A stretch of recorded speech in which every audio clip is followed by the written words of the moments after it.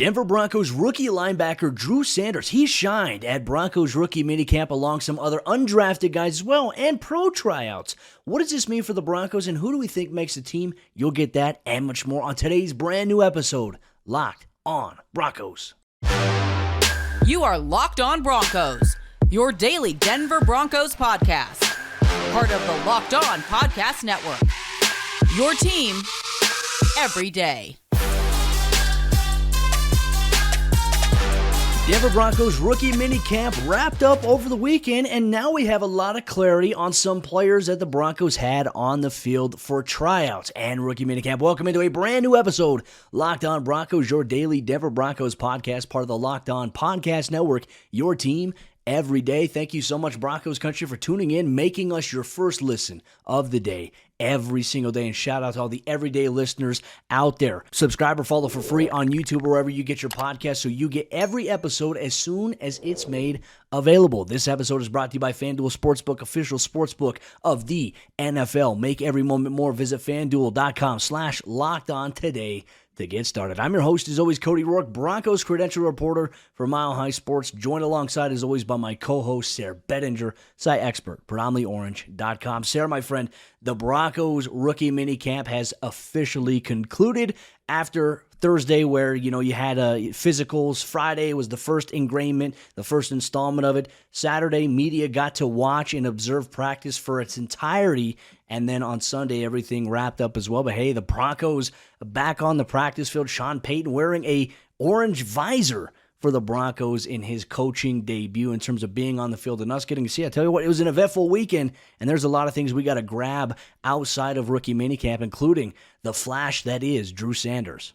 Well, it sounds like Drew Sanders, Cody, was the main talk for everybody at this camp. Like, flying around the field, it sounds like he made a pick six with the ownership watching on and all those things, a little infamous story kind of coming out of that. So I'm excited to hear it, Cody. Quite honestly, Drew Colonel Sanders is what I'm going to call him, and I hope that nickname sticks. I think if it does, you can credit us here at Locked on Broncos, Colonel Sanders, with the big rookie minicamp so far. But I'm excited to hear about it because, quite honestly, he was the one guy that I think from the top of this draft class, the top three picks, a little bit of hesitancy on my part to get super excited. I watched a number of videos on Drew Sanders. Sounds like coming out of high school, he was like quarterback, tight end, defensive back, whatever the team needed him to be. Didn't have a ton of clarity as he went off to the college level. Initially was recruited to play some, I was listening to this, is very interesting stuff. Recruited to play some tight end at Oklahoma for Lincoln Riley. They saw him as like a Mark Andrews type of guy, ends up at Alabama, then Arkansas, now with the Denver Broncos as a linebacker. And hey, he's not playing tight end, but he's still catching passes there in his first Denver Broncos rookie minicamp. Yeah, we had a really good view on Saturday of practice, and of course everyone was looking at the 5 picks that the Broncos had overall in the 2023 NFL Draft, but looking on the field, I mean, Drew Sanders from the entirety of practice was the one guy who looked like the best overall player, and that's not just slide against anybody else that Denver drafted. I mean, just he constantly caught your attention, with his ranginess. I mean, you could definitely tell 6'5", and his wingspan, it's going to do well in terms of passing windows in the middle of the field whenever he's on there. But I would just say the one thing that stood out to me from just an observatory standpoint is he's so quick to diagnose, very good at reading the guards in terms of, okay, run, pass. Now, I do have to pinpoint here to everybody listening or watching is that there was not a lot of physical contact allowed. You're not allowed to by the NFL, the CBA, so you have to get as much as you can out of these 3 days to really make your case. But, man, when you talk about flying around the football, he did exactly just that. And, for his size, I was pleasantly surprised at how fast he was able to move. And then you mentioned it. He jumped in front of a pass that Ben DiNucci had intended for a wide receiver, returned it all the way for a touchdown. And, just for me, this is a guy that takes all the appropriate angles in terms of run pursuit downhill. I mean, it's even to the point where he's attacking downhill, he's attacking against the run, and even if he's not making the play against the running back, he's doing his job because he's collapsing a lane which the running back could cut, and then you have your help from the other side of the defense coming in to cave in on the running back. He was fun to watch. Granted, once again, folks, no pads, no physicality really allowed from that standpoint. So can he carry that over into minicamp, mandatory minicamp coming up in June? These are the questions that we have going forward. But, man, he made a really good first impression. But, while we're talking about Drew Sanders and why he shined here at Broncos Rookie Minicamp, I also have to give some praise to Riley Moss and Marvin Mims. Moss, I tell you what, he's a guy that's got fluid hips, good footwork. I did a video recap over at Mile High Sports for anyone that wants to check it out. But to me, he looks the part. He looks like he can play, disciplined in his back pedal, eyes reading the hips of the wide receiver, whether it's man, whether it's zone coverage, very technically refined. And then obviously Mims, you could just see the route running ability on display. He's got speed. And, he's a guy that could be used in a variety of different roles. It's kind of exciting to maybe project what that could be, but, has to get us all the way to training camp.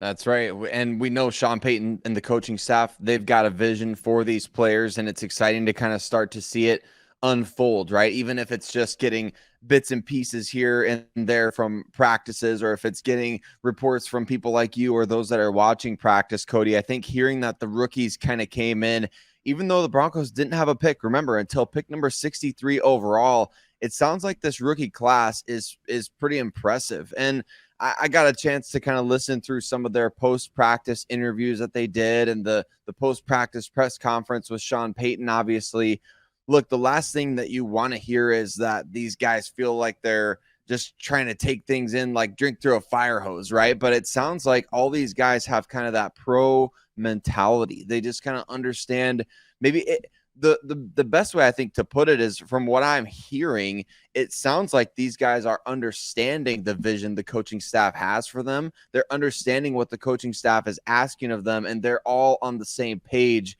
which is you can pick up on that, I think, very clearly just from the way they're talking about every practice, every rep, the things that they're out there trying to do, the things that they're out there trying to prove, right? So these guys sound like pros already, which you love to see, especially because, the Broncos are going to need instant contributions from this rookie class in a big way. Yeah, I mean, they're going to rely on them. And once again, too, there's not much of an update I can provide on Alex Forsyth because, once again, you get bags. You don't get to actually engage with your hands in a way that an offensive lineman is. So it's, for me, the defensive line, the trench warfare, hard to really evaluate that without the real contact. So I wanted to highlight that there for Broncos Country. But some other news did come out of rookie minicamp over the weekend in terms of the pro tryouts, right? There were pro tryouts, there were college free agent tryouts as well. In terms of the pro tryouts, the Broncos have signed Ben DiNucci to the training camp roster alongside Jaquez Patrick after tryouts. Now, Patrick is a kind of a running back, fullback type body here, and he must have made a big enough impression in the 3 days in totality, not just the one day we were able to see at media, but in the 3 days there, from grasping things, knowing what his job is, and then carrying it over and doing it. That's something that Sean Payton said he was looking for from some of these tryout players is, do they know their job and can they do it? And, well, obviously the Broncos will now have 4 quarterbacks going into training camp: Russell Wilson, Jarrett Stidham, Jarrett Guarantano, and now the Nooch, Ben DiNucci, is joining the mix here for the Broncos. But Broncos Country, that's not all we're going to talk about coming out of our rookie minicamp as well. It's important. Who are some of the undrafted rookie free agents that caught my eye at rookie minicamp? Sayre and I are going to talk about that on today's episode, Locked On Broncos. This episode of the show is brought to you by our friends over there at FanDuel. Make a fast break to FanDuel during the NBA playoffs because right now new customers can get a no-sweat first bet up to $1,000. That's $1,000 back in bonus bets if your first bet doesn't win. You have the Western Conference Finals starting up between the Denver Nuggets,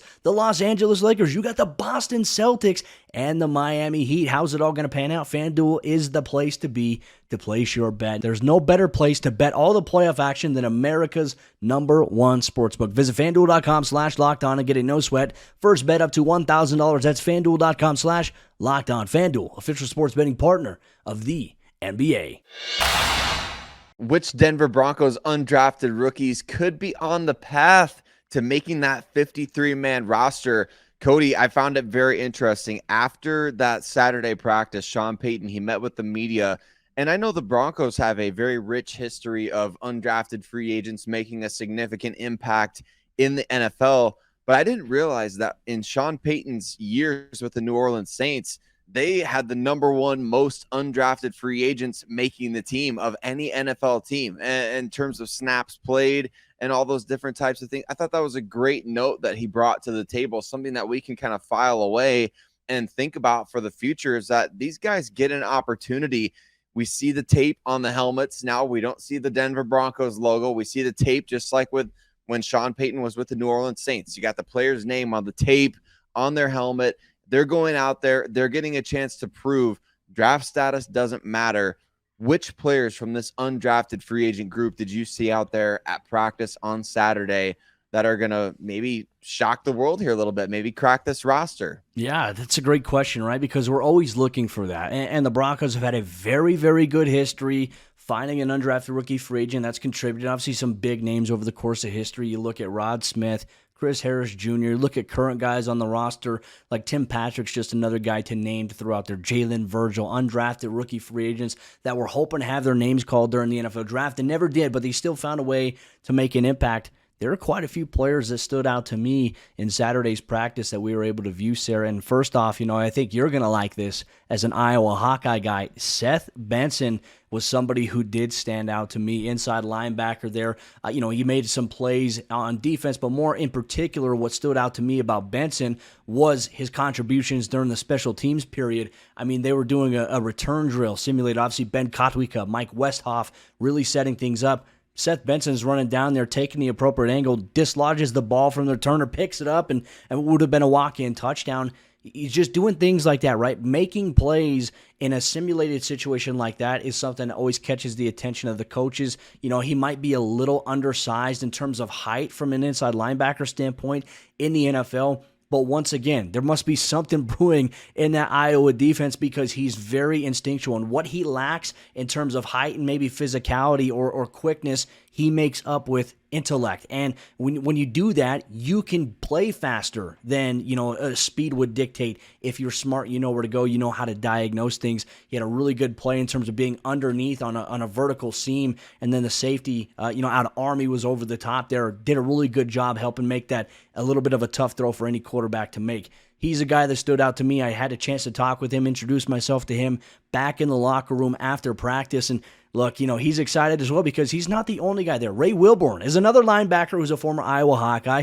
Of course, he gets to reunite with Riley Moss, but Josie Jewell, obviously a former Hawkeye as well, and he talked about just Josie's reached out to him, and they have this connection there being Hawkeye. So he's a guy that stood out to me. If I have to go through another position as well, let's talk about the cornerback Art Green out of Houston. Had a chance to talk with him. The one thing that stands out about him, Sayre, we were watching from the Berm, us media folk, and he's got really good size, right? He's 6'2", but he's got a good combination. You know how sometimes you have these taller corners, they're a little slimmer? Art's he's bulky. He's 6'2", he's bulky, so he's got that perfect combination of size and also, I think, weight that I think will allow him to maybe play a little bit of role in the preseason.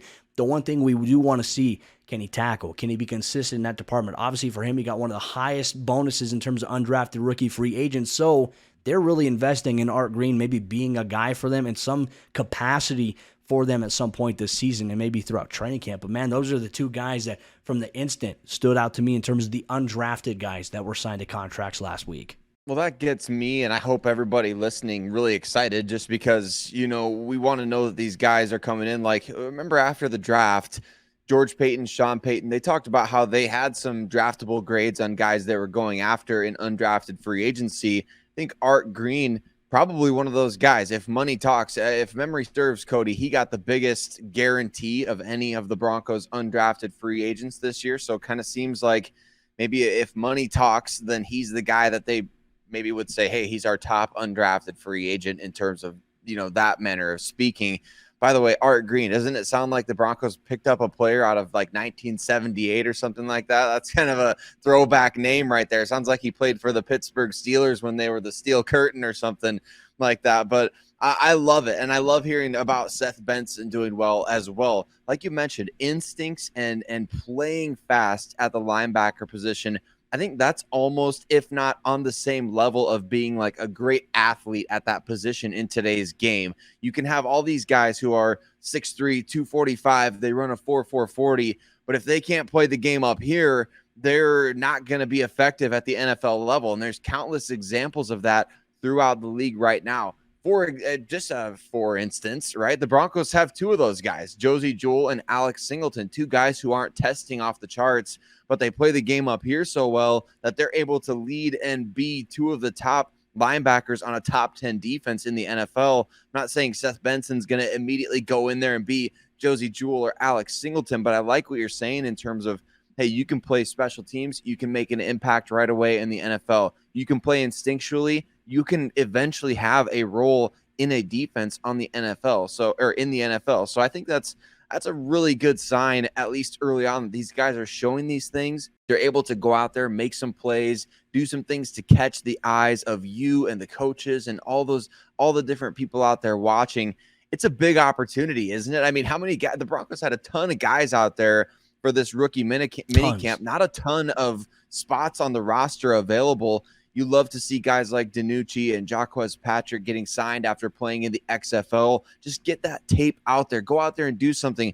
And I love what Sean Payton said after the practice, Cody, in regards to, hey, we need to get this evaluation right. He talked about how they evaluate these mini camps a little bit differently than just your day-to-day practices, right? Because they're going back and they're looking at these players and saying, who can actually make this roster? Who can actually help us? And who do we not want to lose, right? Because you look down the road a year from now, a week from now, a couple months from now, which one of these guys that showed up at Broncos rookie minicamp, you don't want that guy to go and have a great career with some other team. You want to be able to identify them when they're in your building.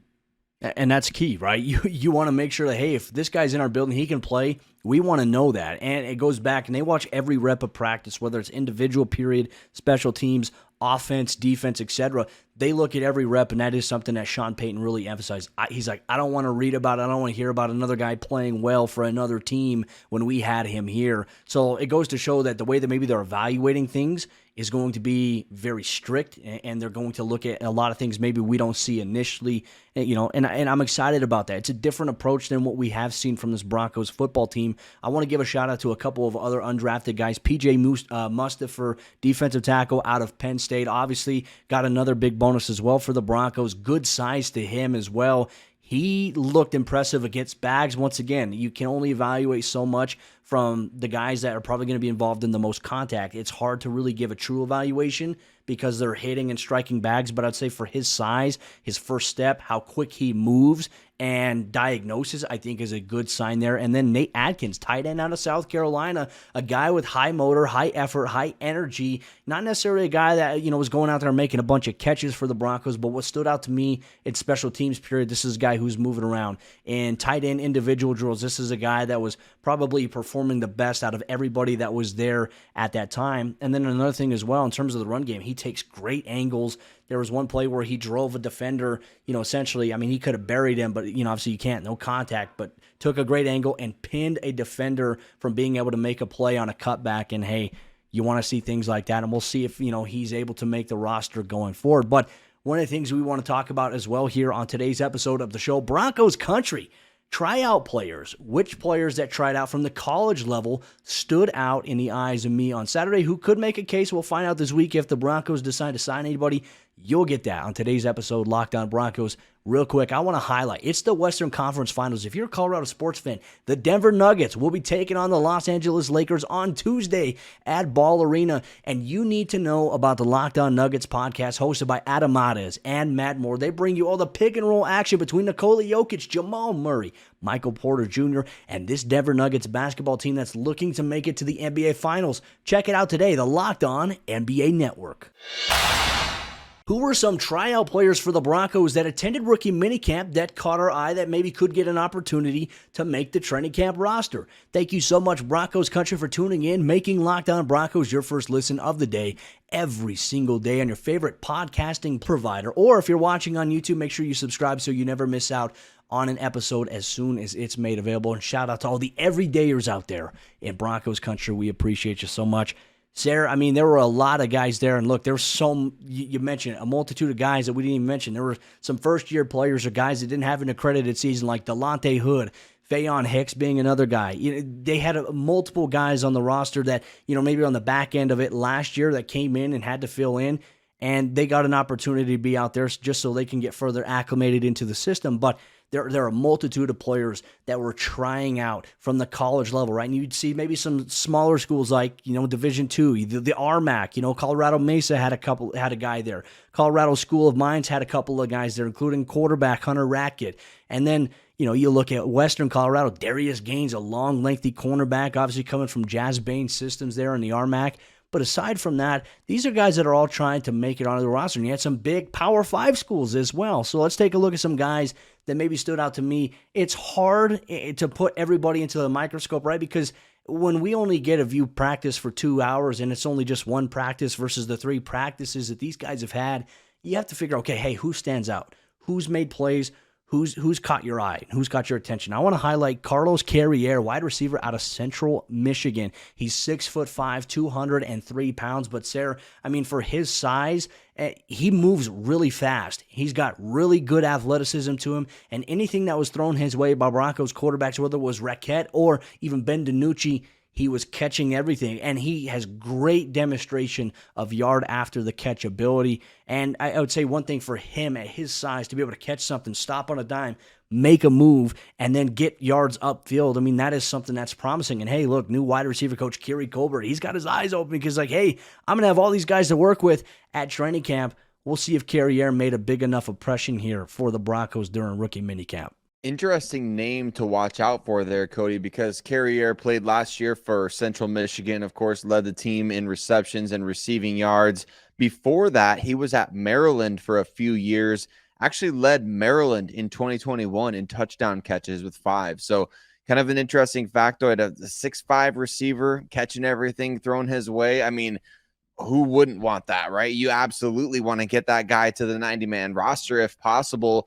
I would love to find out more what he can do with more reps, more opportunities. And again, is he going to be one of those guys like Sean Payton said? We don't want to be hearing about this guy going to another team and playing well. We want to keep these guys here. So if this guy stood out, it sounds like he did well enough to maybe earn an official spot on the roster.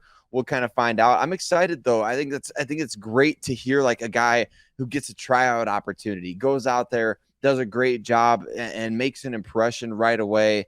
I love that. It's just a testament to the fact of what Sean Payton is saying. Like, you get out there on the field, draft status doesn't matter. Your undrafted signing bonus doesn't matter. Whether you're a tryout player or you're already signed, doesn't matter. Go out there and maximize your opportunity. Hopefully he did well in the other 2 practices that people weren't able to go watch. Well, even Sean Payton brought that up, and I think it's important, right? He mentioned the story about they drafted a running back in the 4th round one year in New Orleans, and then they had an undrafted guy in Pierre Thomas, and they ended up cutting the 4th round guy that they drafted because Pierre Thomas was just absolutely balling during camp and preseason and made an impression and went on to have an impact, career with the New Orleans Saints in key moments that they needed it.